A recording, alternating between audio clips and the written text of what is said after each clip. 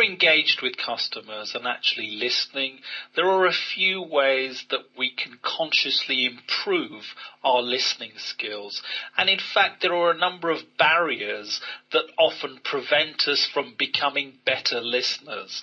Now, let me point out 4 of those to you, because I think these are the key ones, and they should help you, if you're conscious of them, to become better listeners in your sales work with your customers. The first one is something called point scoring, or scoring points. And that's about relating everything you hear to your own experience. That's actually irrelevant, certainly from the speaker's point of view, and it might give you a point of reference, but you know, if you get into a situation where somebody's talking and then you say, oh yes, I did that too, then A, that kills a conversation flow from their point of view, and B, if you're sitting in front of a buyer as a salesperson, then it doesn't actually matter what your own experience is. What you're there to do is to find out exactly what your customer or potential customer thinks. Another barrier that we can fall into is the trap of mind reading. This is where we start to anticipate what somebody is going to say, and the danger with that is that when we start anticipating, we think we know what they're going to say, so we say it either just before or exactly when they say it. And what that does is that it interrupts a flow. And therefore, trying to guess what somebody's going to say might be exciting. It might even help you in dry conversations, but really it's a barrier in terms of good listening, because mind reading is really not of that much value. You're actually there to listen to what people are having to say.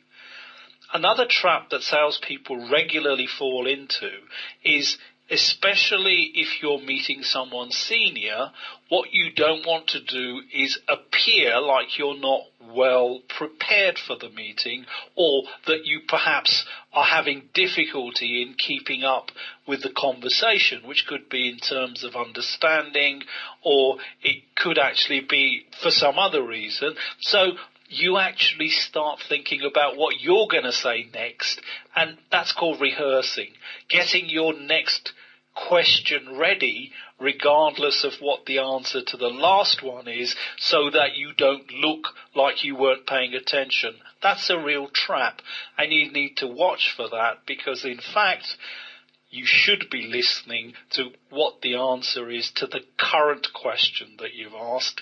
And at the end of it, you can pause, you can have a think, and then get your next question ready. And actually, if you do that, the impression you're conveying to the other person in the conversation is you've actually listened attentively to what they've said, and now you're thinking about what they said before you then say something back. The last one of the traps that I want to warn you about is something called counseling. And if you're a consultant or an expert or somebody who maybe works for themselves, you will be familiar with this one, I'm sure. What tends to happen here is when, as an expert, you're going to see somebody potentially to sell your services, then you're unable to resist interrupting people and offering advice, and we call this one counseling.